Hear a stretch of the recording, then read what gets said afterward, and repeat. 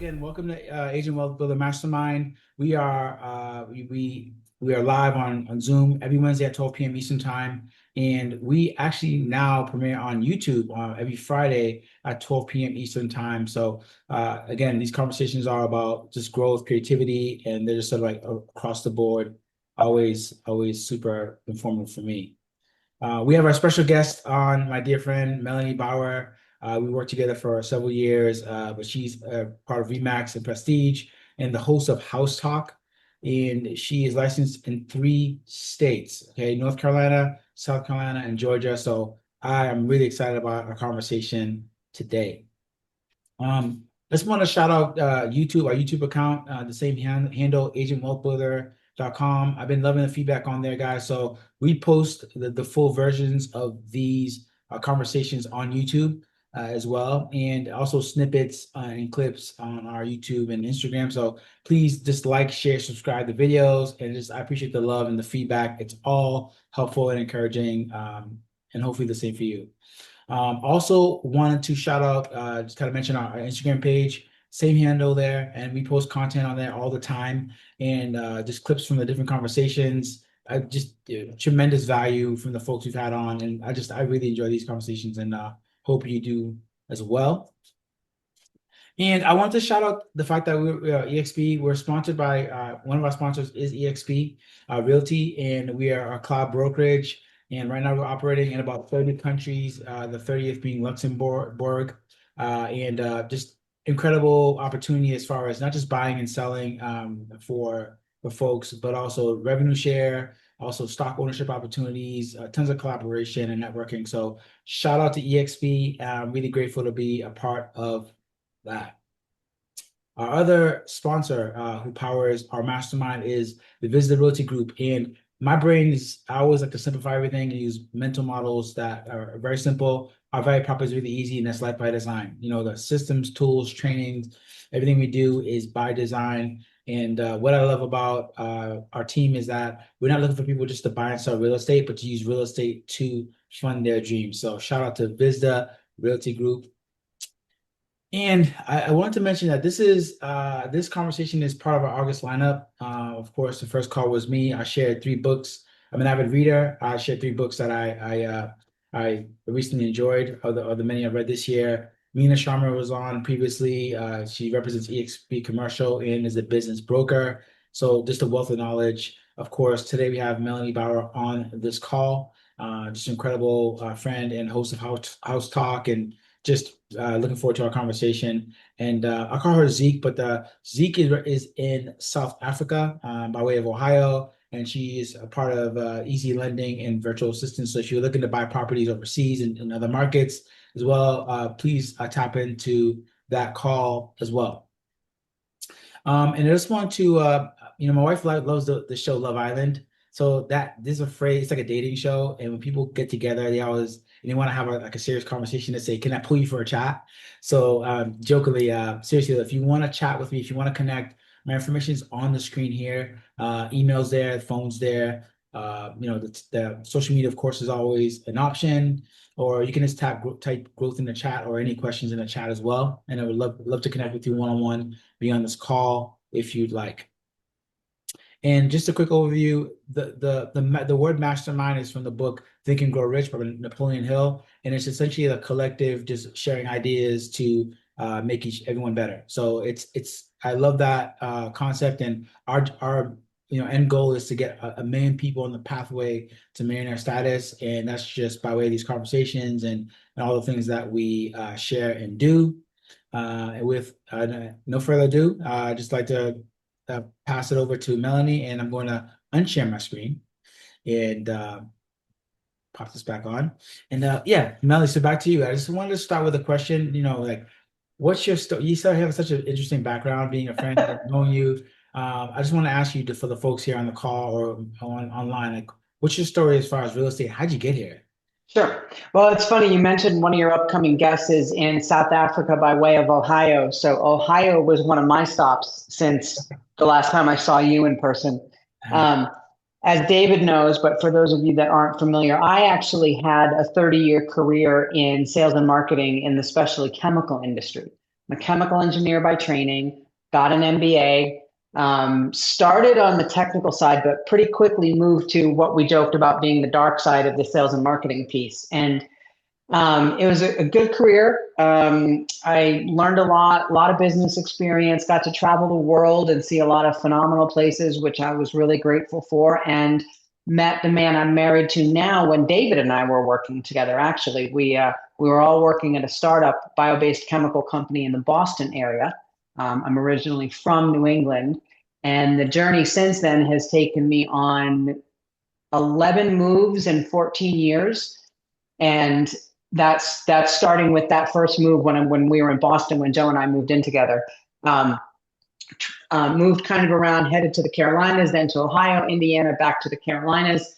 And a couple years ago, I was kind of reaching a level of burnout with my original career that I just felt like I wanted to do something different. I didn't quite know what it was, but I kind of took a little break from the industry and figured out what I wanted to be when I grew up, and decided that real estate might be a good career option for me. So got my North Carolina license. We moved down to the mountains of Murphy, North Carolina. It's a little small town. It's where I'm sitting today, actually. Didn't know a soul. Got my real estate license in November of 2023.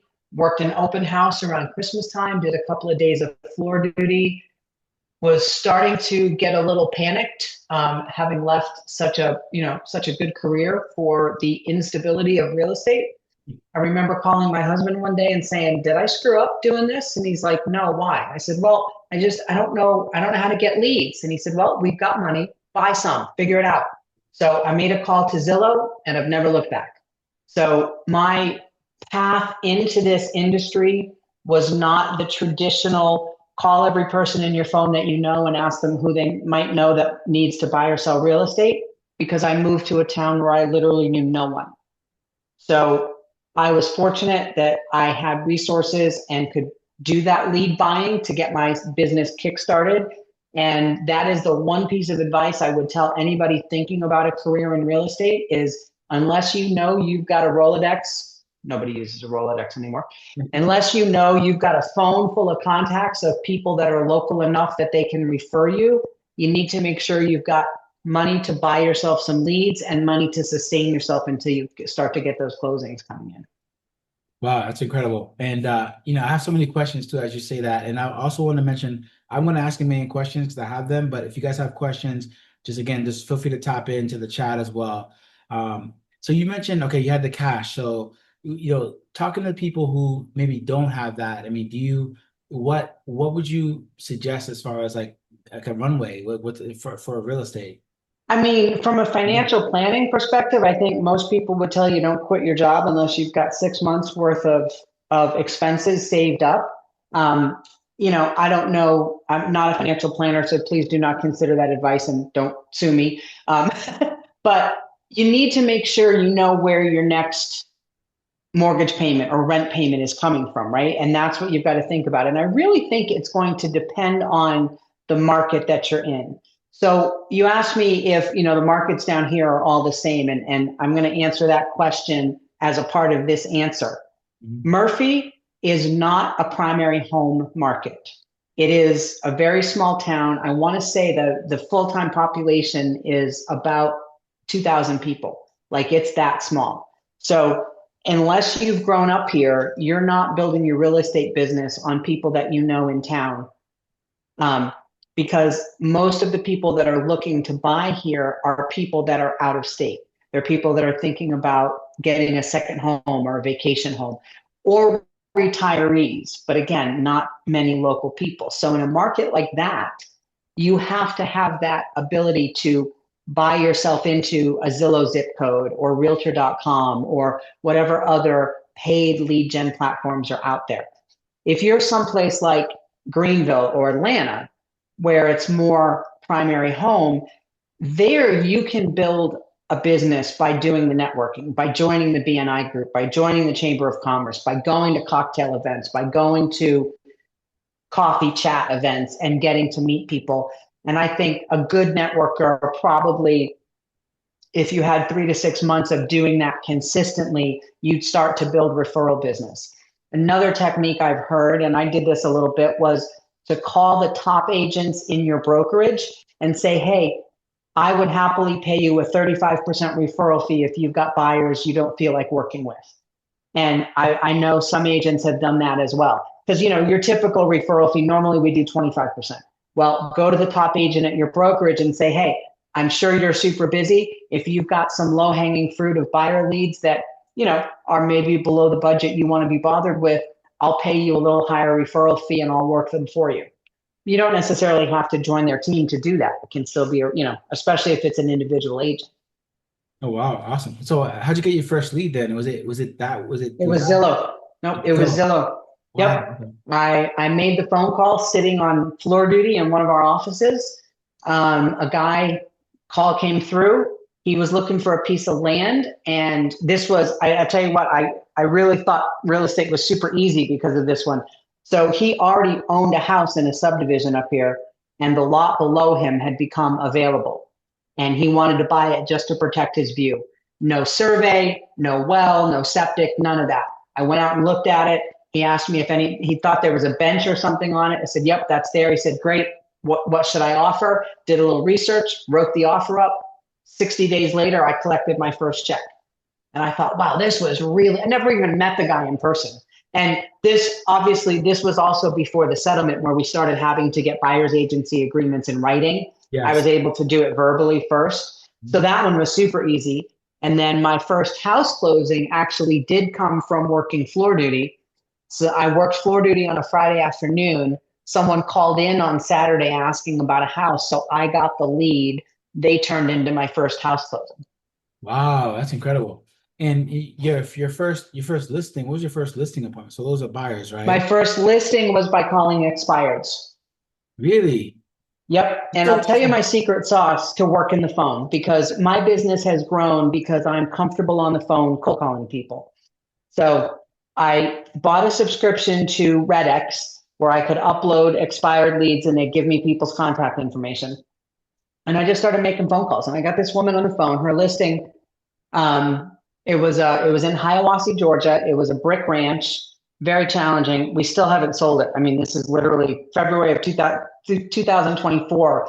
I got these people to list with me, and the house still hasn't sold, but that's another story. So I get her on the phone, and, I just did some, spontaneous introduction. Hey, Melanie Bauer, Remax Town and Country. I saw your house expired, wondering if you were thinking about relisting, and I'd love the opportunity to meet with you. And, so she's kind of not really standoffish, but not like, yes, I'd love to meet with you. But, we just got a little conversational. And so I just started diving in with questions, and I could hear she had an accent that was not local to the Georgia mountains, and it sounded like Boston, right? Mm-hmm. So I kept her on the phone for a couple minutes, and as we were getting ready to hang up, and I think the agreement as we were getting ready to hang up was that I could follow up with her in a couple of weeks. And I said, hey, Lynn, before we hang up, I said, one quick question. I said, I'm hearing your accent. You're not local. Are you from Boston by any chance? She's like, actually, no, I'm from Maine. Well, that's where I'm from originally. So I was like, really, where? That's really cool. And that conversation happened. And it turned out her husband was also in the paper industry like my dad. So we had a bunch of stuff in common. And that's what ended up getting me over the threshold to meet with her, get them to let me list their house. They relisted it a second time with me. Now I think they've pretty much decided they're staying put. But if they did decide to relist, they would work with me. And so my secret sauce, the moral of that story is when you get someone on the phone, they talk about the Ford questions: family, occupation, recreation, dreams.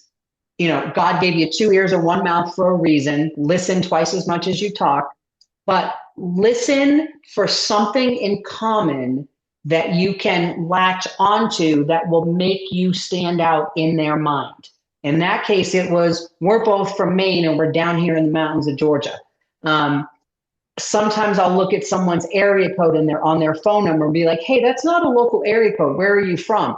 And as much as I've moved, there's a pretty good chance wherever they say they're from, I'm going to be able to have something in common with it. Oh, you're from Michigan. Wow, my husband's from Michigan. You a Michigan fan? Yeah, cool. My dog's name is Dabo Schembeckler, right? Oh, just things like that. And honestly, that gets easier as you get older because you've got more life experience you can tap into and more little anecdotes. But that's the key. It's the saying in real estate is people work with who they know, like, and trust.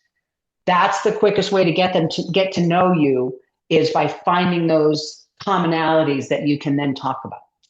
Well, that's incredible. And that's why I love these conversations, because you never know. I mean, there's no one way to make money in real estate or kind of be Right. successful, as you know.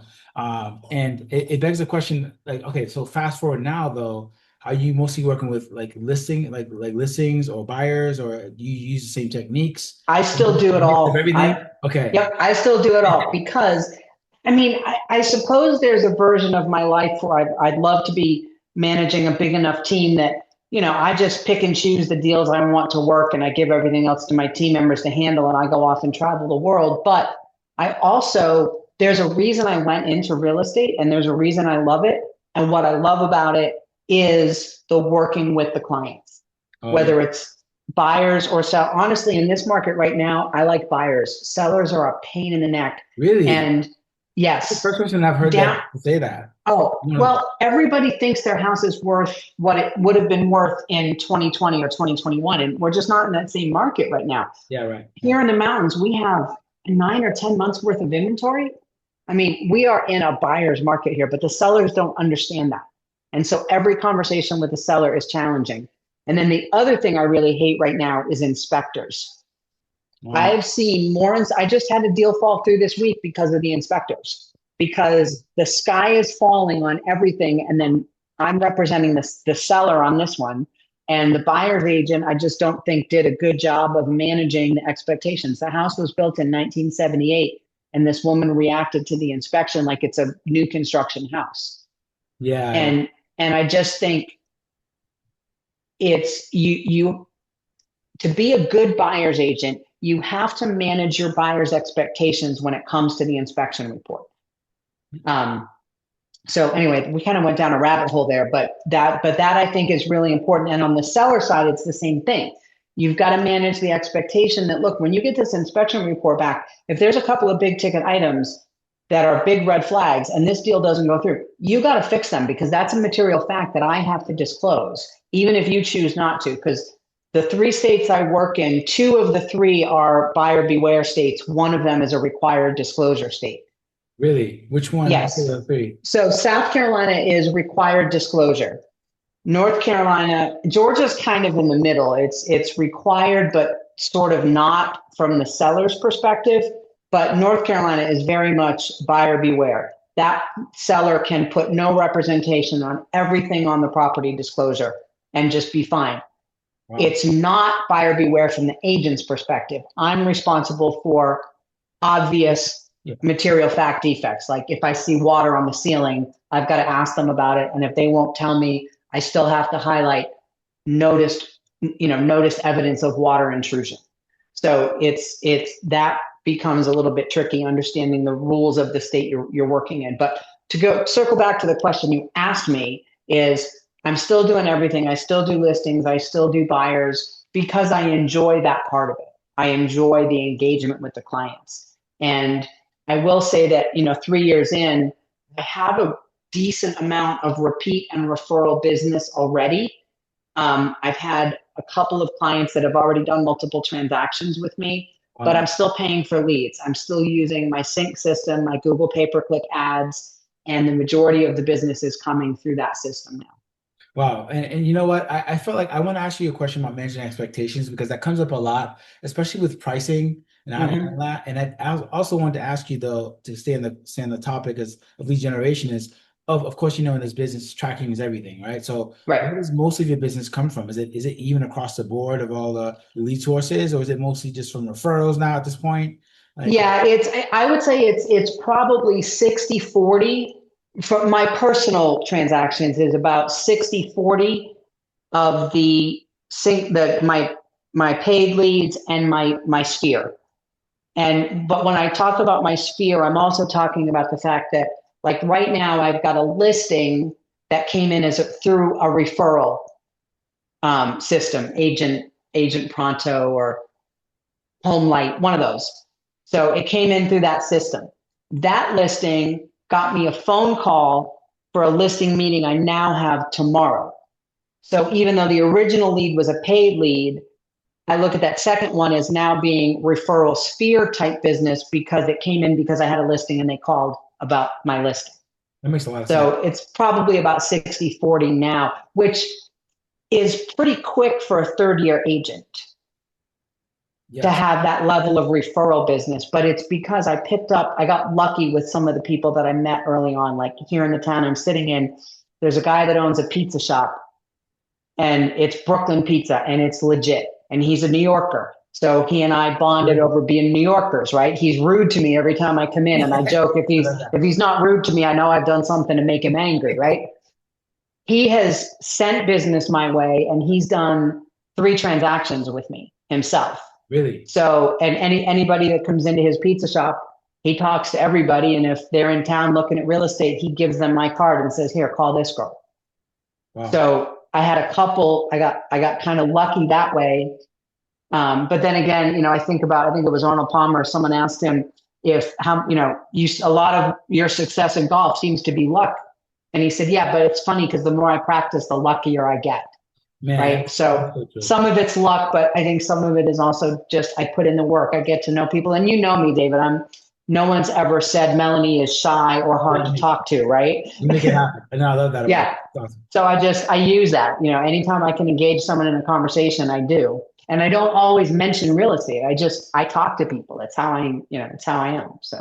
Well, that's a huge thing that you mentioned, because I don't want to, not to hang on leads so much, but that's like one of the top 3 questions that I get in conversations. You said some important things, that you had a relationship with the Brooklyn Pizza owner, and also like you're not shy.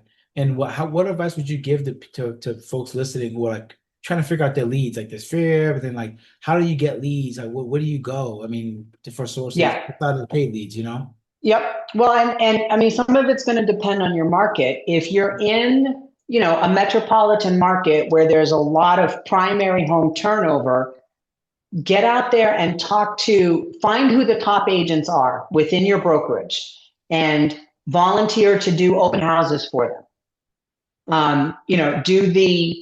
Do the higher than 25% referral for their buyers. Network. There's a group called BNI, Business Networks International. It's specifically a lead referral group. I don't know if you're familiar with it, but generally speaking, the format is, that's it. They meet once a week, and they only take one person from so there'll be one mortgage person, one commercial real estate person, one residential real estate person. There might be a web designer. There might be someone who has a house cleaning business, movers, things like that. And even if there's already another agent that's part of it, they also have people on their permanent substitution list, because if you can't go, you have to get someone to fill in for you. Oh, okay. So join a group like that. Join your Chamber of Commerce. Every Chamber of Commerce has networking events. My local ones here have a coffee chat once a month, a business after hours once a month. They do lunch and learns. Go to all of those and buy, depending on where you live and what the style is there, get yourself a 3/4 zip hoodie or a baseball cap or something with your brokerage on it, so that you are projecting to the world that you sell real estate. Get your EXP logo out there. And if you're on a team, put your team's logo on it. I know people that wear t-shirts that say Remax on them, ask me about real estate, or get that on a baseball cap, ask me about real estate, something to get people engaged. And also, whenever you're out in public, be on the lookout for something someone else has on that you can comment on. So Joe's a Michigan guy, right? Yeah. We live deep in the heart of Clemson and University of Georgia territory. I'm a Clemson fan. 3 of my 4 kids went to Clemson. Seeing someone wearing a Clemson shirt's not that big a deal because they're a dime a dozen around here. But if I see someone wear a Michigan shirt, very first thing I do is walk past them and say, hey, go blue, baby. Oh. And sometimes that turns into a conversation. So just anything you can do to put yourself out there to network will quickly start to ramp up your business. On the paid lead, there are a number of services out there that you can sign up for, and I can make a list of the ones I'm in, David, and send them to you, and you can share these with people. Thank you. The ones I look for are ones that don't require a setup fee. I'm not paying you $99 or $400 to be in your networking lead referral group. If there's no setup fee, but there's a pay at close, I will sign up for those all day long, because I just got one this morning. Guy's budget is $500,000 in Anderson. I haven't gotten him on the phone yet. This may not turn into anything. If I close him, I have to pay 35% of my commission back to the referring company. But you know what? That's 35, 40, that's 65% of a deal that I would not have had otherwise. And I am not so busy that I can turn down business. When I am so busy I can turn down business, I probably won't take as many of those because I'm not going to want to give it away. Yeah. Right? Yeah. But until then, I'll sign up for every single one of those. And I'm in at least 3 or 4 of those. And I think I've gotten at least one deal out of all of them.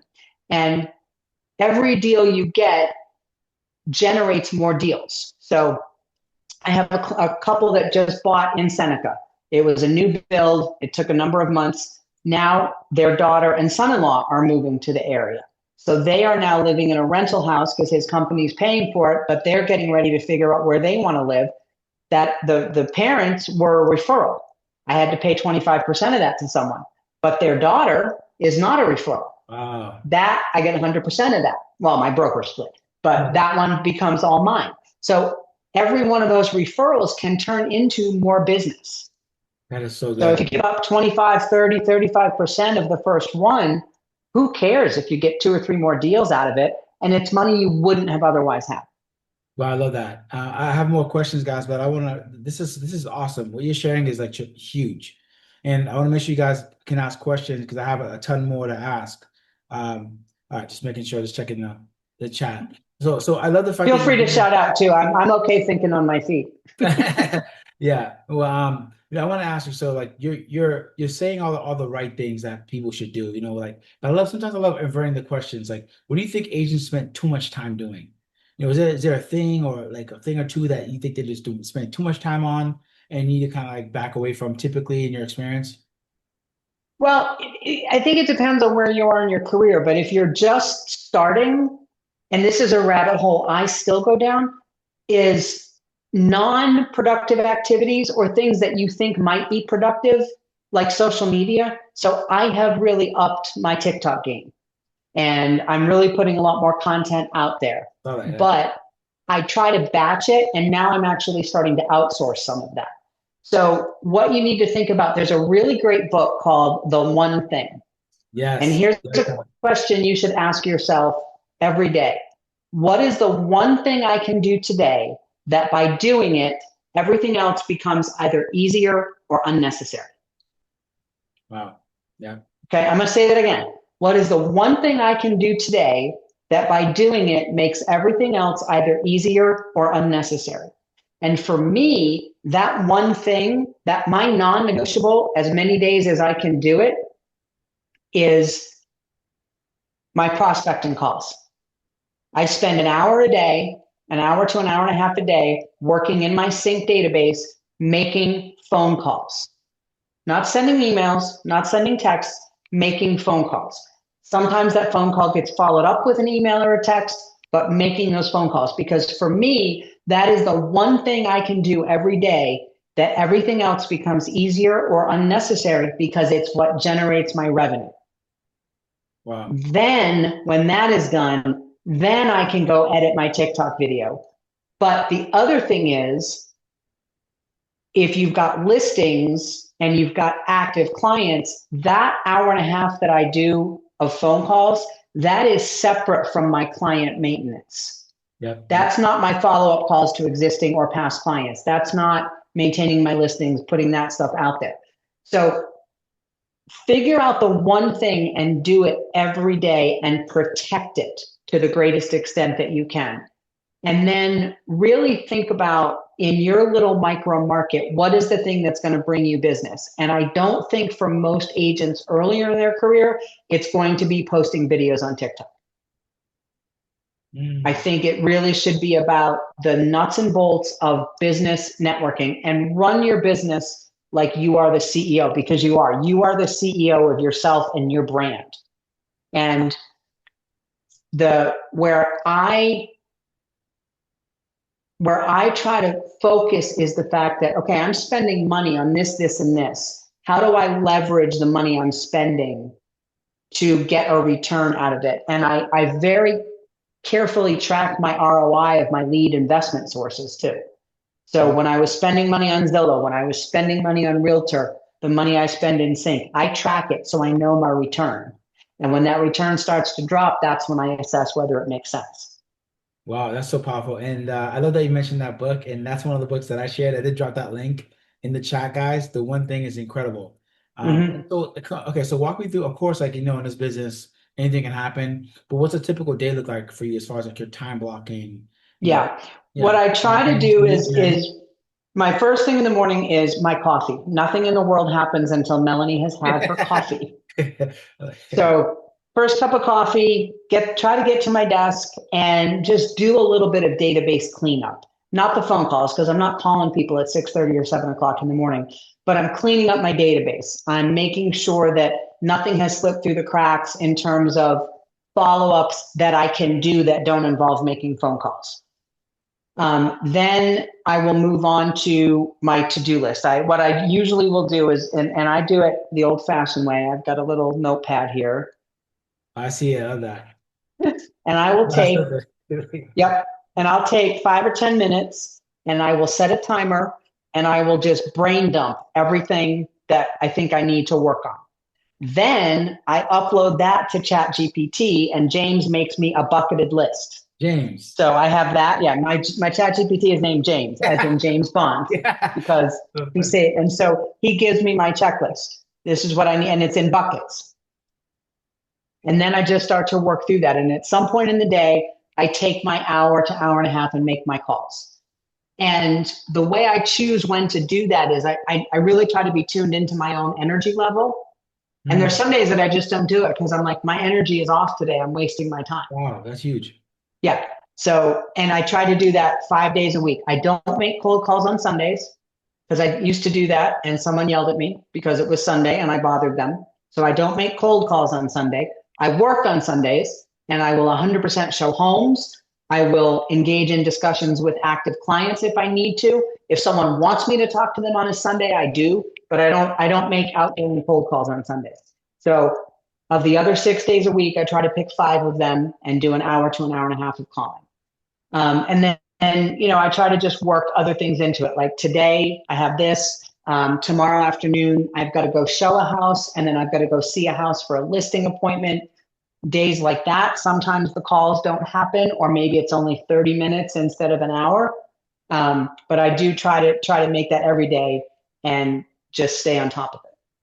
Wow, I love that. And it's funny how you mentioned bothering folks. So that's actually one of my questions. Like, how many calls do you, how much follow do you do with a prospective client without feeling like you're bothering them? But you hit that one. You're like hitting all my questions as you're going. I'm like, oh man, she's good. Well, and I kind of, some of that is like gut check kind of thing, right? Like Yeah. you get someone on the phone, and if you actually get them on the phone, you can read the temperature of the conversation pretty quickly. And what I try to do is I try to read their cues on how long to make the phone conversation. I think my record for a cold call is 45 minutes. Really? Yep. Someone answered and I was on the phone with them 45 minutes. Yep. Wow. What's your Yeah. typical target? Is it like a 60-second call? Like I do 60-second like first calls. I try to keep it like tight and quick. But what do you typically do Mine is probably 5 minutes because I have learned that if I can keep someone on the phone 5 minutes and they are a serious lead, they're going to work with me 9 times out of 10.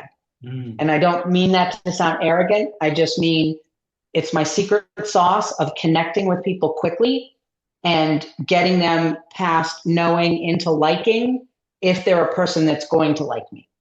20% of the people are never going to like me. I inspire very strong reactions. Most people are not lukewarm on me. David, you can probably attest to that. So I can tell if I get someone on the phone and I can feel from their vibe that they're not going to be someone I connect with. If I still feel like they're a serious potential client, I will hand them off to one of my team members that I think might be more compatible. Okay. But in terms of like, how many times will I call someone before I stop calling them if I haven't gotten them on the phone forever until they tell me not to. I mean, I'm the same way you know, too. and not every day, right? But I go back through my database and I look at people. You know, what I love about Sync is that the ways you can sort and filter things, they give me flags of people that have been active. So I can easily see a dashboard of the people that have been active recently, and I can sort it by how recently I've reached out to them. Oh, that's So, I mean, I had a lead. I closed $1.5 million on the lake this year with a guy that he was in my database for 18 months before I talked to him. wow. Never got him on the phone. We traded a few emails. I had auto searches set up for him. And at one point, he was selling his house in Florida because this was a second home for him. So his primary residence was in Georgia. They had a house in Florida and they wanted something on the lake up here. So they had to sell the Florida home first. And he emailed me about that. And I would periodically, I would send an actual email checking in, but most of it was just automated. And the first time I ever met him and his wife, they were both like, we really appreciate all the follow-up you've done and how on top of things you are. And I'm like, I'm glad to hear that. I love 90% of it was my system doing the work. Wow, that's oh my gosh. So all right, so I want to talk about two things actually, because you mentioned that Yep. you may come across as arrogant, but the thing is, I want to speak to confidence and affirmations and how important that is, because you're super confident, which I love that about you. And like in this business, especially when you're first starting out, like for folks who are just starting and can't see it, like how important is like, confidence, visualization, and those things, and Extremely, yeah, for you. extremely. And there's a saying, fake it till you make it. So even if you're a new agent, you've never sold a thing, project confidence. And the way you project confidence is get yourself ready. Now I'm at the point now where I will make calls just in my sweats with a baseball cap on. But when I first started, I would always get up, take a shower, fix my hair, put makeup on, and then make my phone calls because it put me in that mindset of success. And I'll tell you a funny story. So my first, I take it back. My first house closing was not from the Blue Ridge lead. My first house closing was also a Zillow lead, who have since done 2 more transactions with me.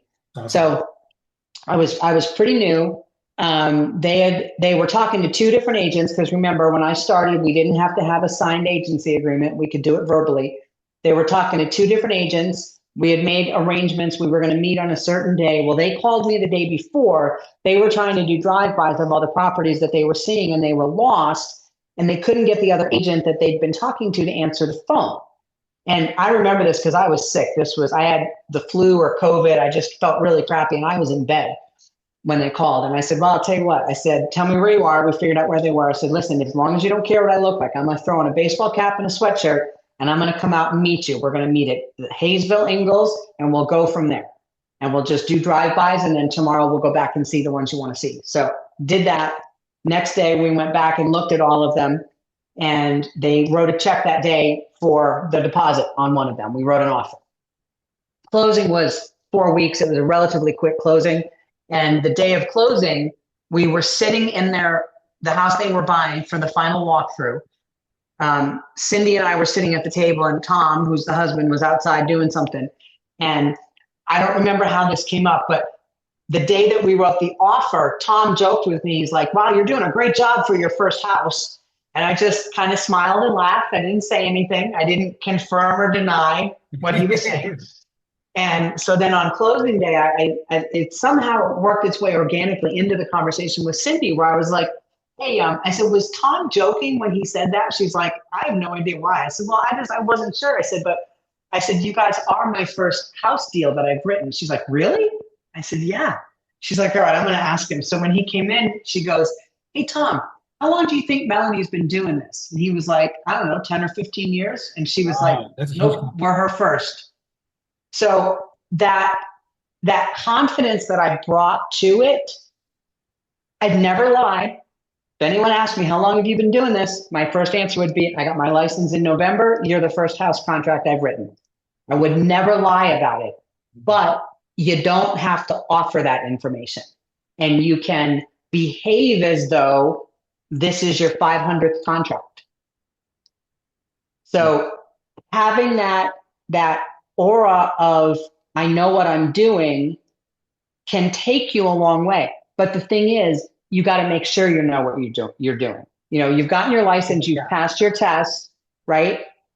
And just watch what other agents do and kind of be a sponge.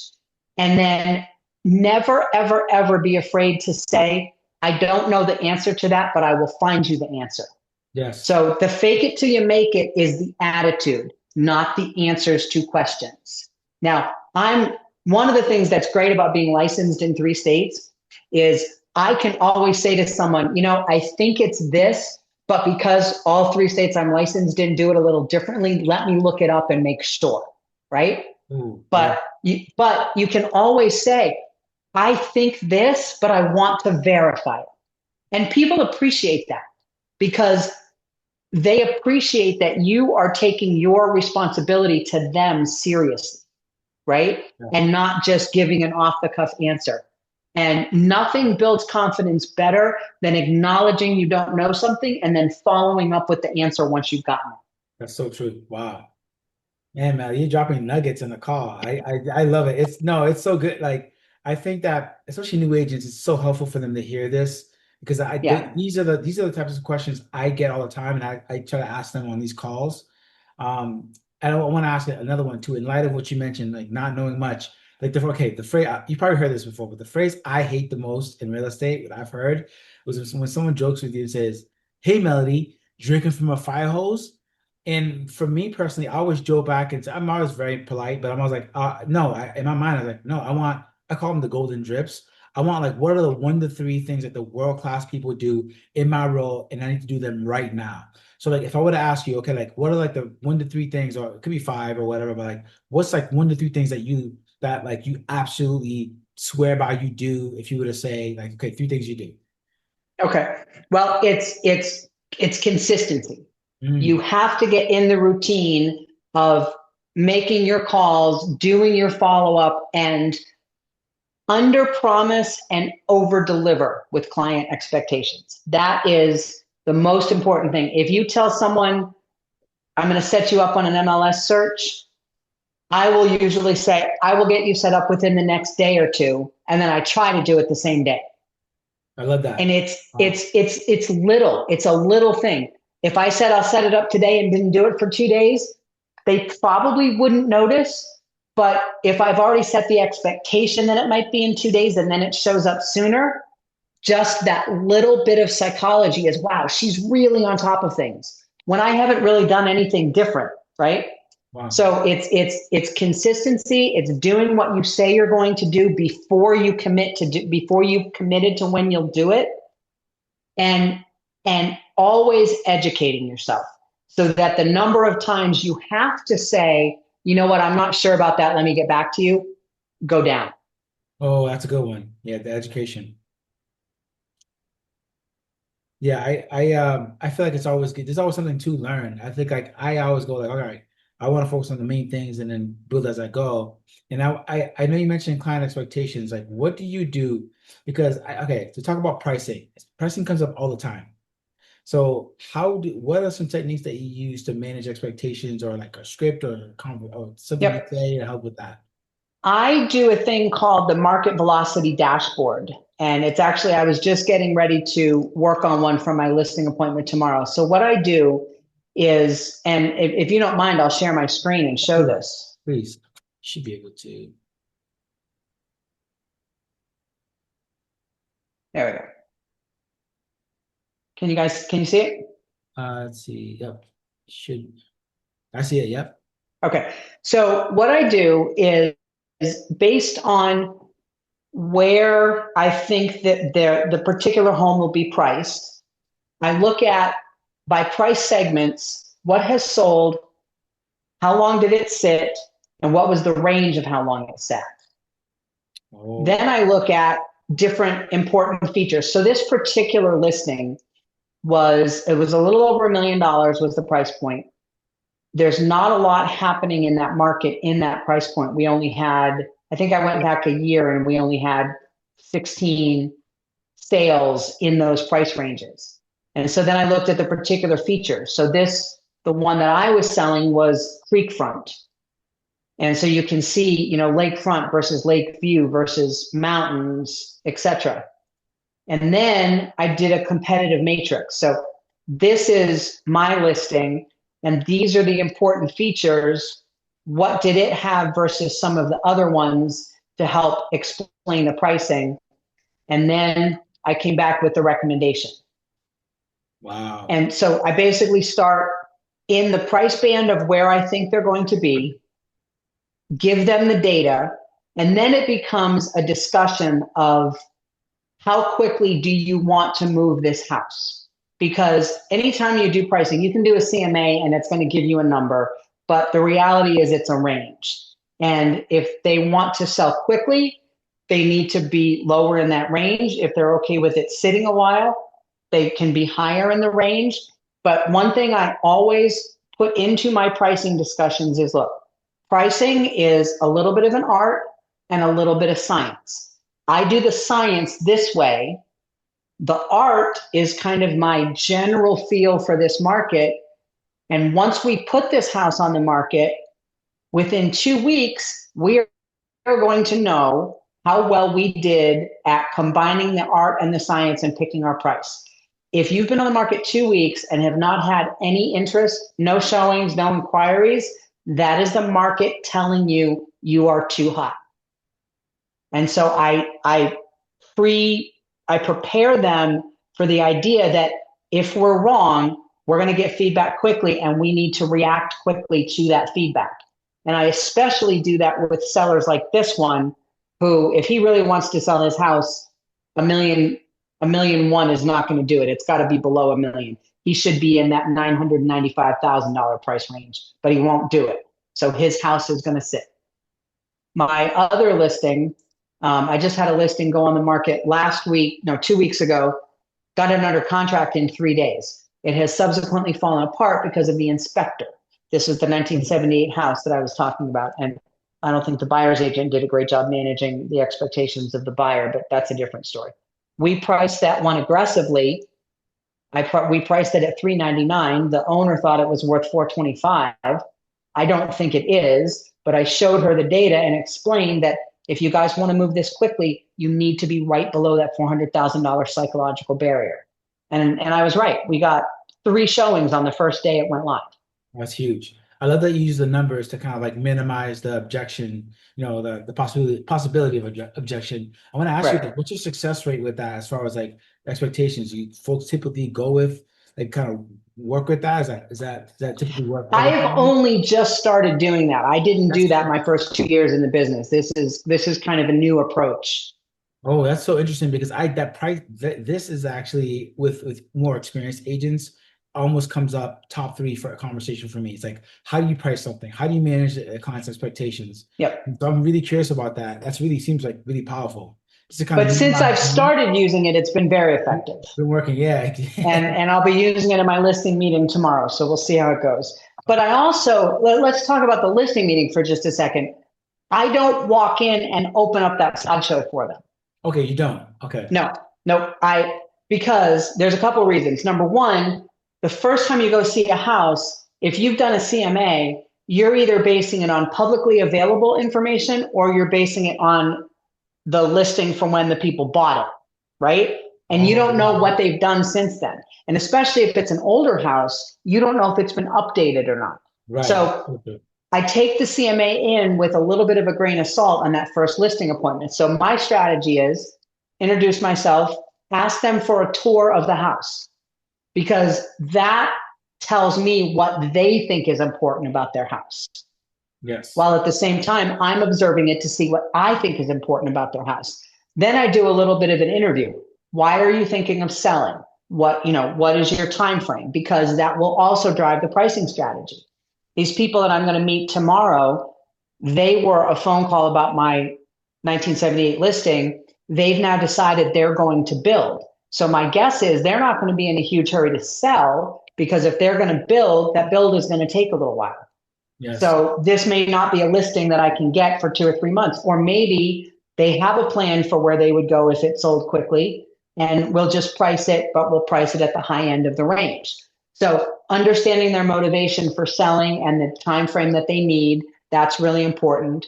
Then I go into the, if I feel like they'll respond to it, that's when I bring that up and say, look, I've done a little bit of research on the market. Here's where I expect your home to be positioned. Let's talk this through. But I might also say, I did this work based on what I thought your house was going to be priced at. But then after seeing everything you've done to it, now I realize these numbers are off. So I need to go back and revisit your home's value. But here's still the relevant data in the market. And that's why I make it a pretty wide price band, because generally speaking, you're not going to be off by 2x. If somebody paid, a certain amount for a house and you look on RPR and see what RPR tells you it's worth, that's usually a pretty good starting point. And your refinement is going to be 10 to 20%, not 50 to 100%. Yeah. So I band it on either side to give myself wiggle room and go from there. Wow. So so that makes me think about objections. So say if not just pricing, but just in general, how do you handle objections? Do you typically have a strategy for handling that? Is it almost always numbers, kind of going to the objective approach, or do you have different techniques that you use? It depends on the objection. If their objection is based in emotion, trying to use numbers and facts will sometimes help, but you always have to acknowledge what they're feeling.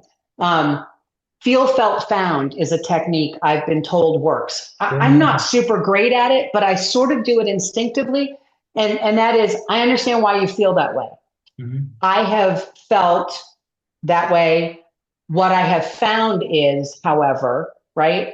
And so that's a useful technique to acknowledge their feelings and then try to bring them around to the facts of the situation. Facts are always better than feelings, but when it comes to real estate, people always have feelings. And so you've got to manage those feelings. Wow, that's incredible. And that's from the book Building an Empire, Brian Carruthers. So that's another book that is it? Okay. I have no idea where I got that one. That's awesome. And I know we have a few minutes left. I know you've shared so much value, and I want to also have some space for you to share anything, house talk, your show, and or whatever else you feel like you want to share, you want folks to kind of know about and connect with you on.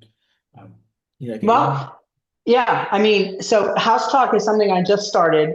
The next episode will probably be sometime in September. I'm having a little bit of a change to my team. My partner's actually leaving the team.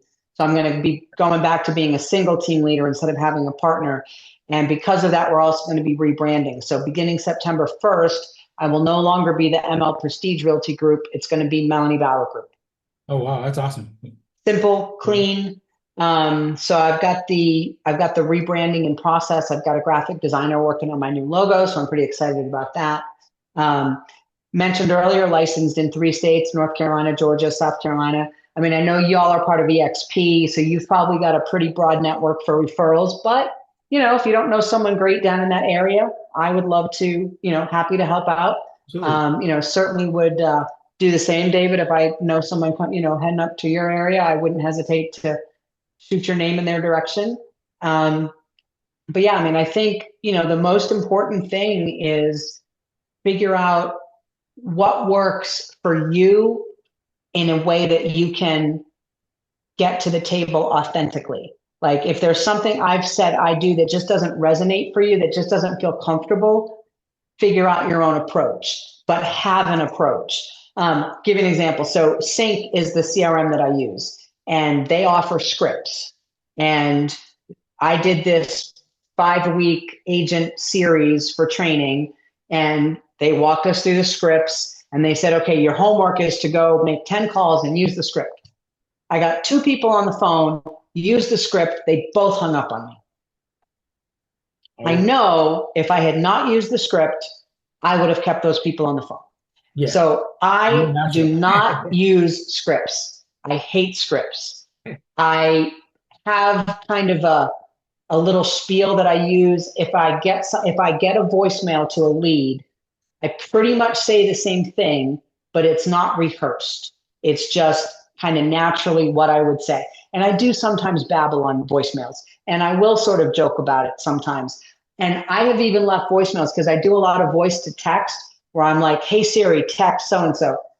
No, now she's going to do it. Hey, this is Melanie, period. I've got a question for you, comma, right? I sometimes do that in voicemails now because I do it on voice to text so often. And then I'll make a joke. Wow, I guess I didn't need to dictate like that, like I'm sending a text, right? Self-deprecating humor always has worked for me. But you've got to figure out what your thing is. So for me, it's humor.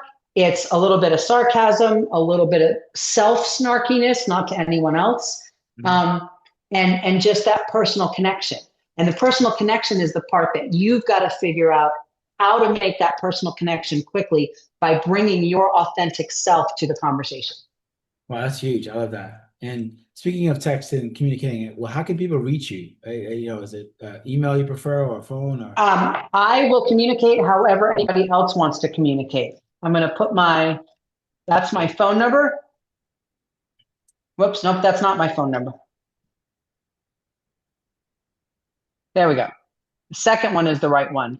And I'm going to give you my Remax email because that one will always forward to, because I've got to change my business email too. So that's my phone number. That's my email. You can find me on all of the different social platforms. My personal one is my name on Facebook, Melanie Bauer Realtor on TikTok. And my Instagram one will become Melanie Bauer Realtor pretty soon. My personal is Badass Blonde 55 on Instagram. It might just be Badass Blonde. I think it's 55. I don't remember. But yeah, that's my personal Insta, but I put some real estate content there too. So I love that. And of course, like I really enjoy this conversation and really admire you. And I appreciate your time, so much. Oh, it's my pleasure, David. Yeah. My pleasure. It's great to reconnect with you too. Yeah, absolutely. I thought there's definitely more to come, and hopefully you guys got as much value out of this as I did. And again, just awesome conversation. This will be on YouTube and we'll be posting content online. So definitely. Fantastic. I appreciate you. Thank you. Yeah. Take care. All right. Bye-bye.